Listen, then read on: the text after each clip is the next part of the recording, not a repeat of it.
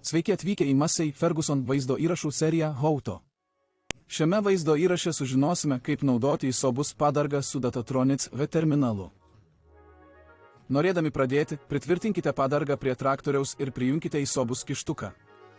Jei traktorius leidžia, vienu metu galite prijungti kelis ISOBUS padargus, pavyzdžiui, vieną priekyje, kitą gale.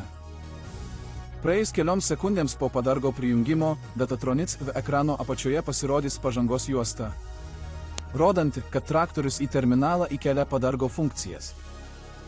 Jei padargas traktoriui dar nežinomas, bus rodomas iškylantysis langas, raginantis sukurti šiam naujam padargui skirtą profilį.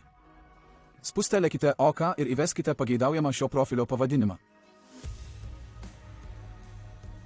Sukūrus profilį, bus rodomas padargo parametrų valdymo puslapis. Šis puslapis jau yra užpildytas, todėl prireikus galėsite patikrinti ir pakeisti šios parametrus. Kai prijungiamas ISOBUS padargas, ISOBUS piktograma bus rodoma ant mygtuko, skirto nustatyti padargų ryšio tipą. Jei profilis aktyvus, bet atitinkamas ISOBUS padargas nėra prijungtas prie traktoriaus, anksčiau rodyta ISOBUS piktograma bus rodoma raudonai. Grįžtant į profilio valdymą, jei prijungtas padargas jau yra susietas su traktoriuje išsaugotų profilių, bus rodomas iškylantysis langas, kuriame bus galima tiesiogiai aktyvuoti šį profilį. Sutikus, atitinkamas profilis bus aktyvuotas. Dabar esame pasiruošę dirbti su ISOBUS įrankiu. ISOBUS meniu bet kuriuo metu galite peržiūrėti padargo langus. Norėdami tai padaryti, pagrindinėme meniu spustelėkite ISOBUS piktogramą. Rasite visą prieinamą informaciją ir nustatymus skirtus darbui valdyti, taip pat dešinėje esantį meniu, kuriame galėsite naudotis padargo funkcijomis. Ekrano apačioje dešinėje pusėje esantis nustatymų mygtukas leidžia pasiekti šio ISOBUS puslapio nustatymus. Šiame ekrane galite įjungti ir išjungti ISOBUS funkciją ir reguliuoti ryškumą.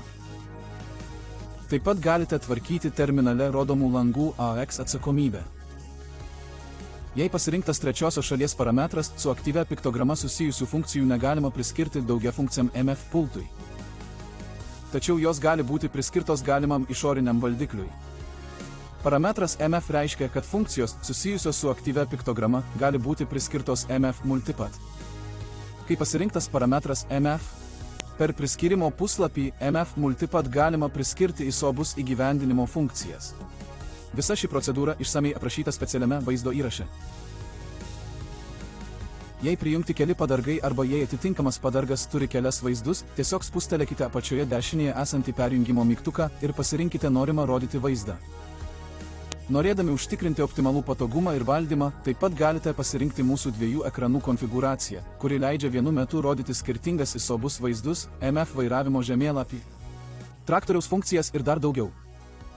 Dabar, kai susipažinote su MF ISOBUS pagrindais, atėjo jūsų eilė išbandyti.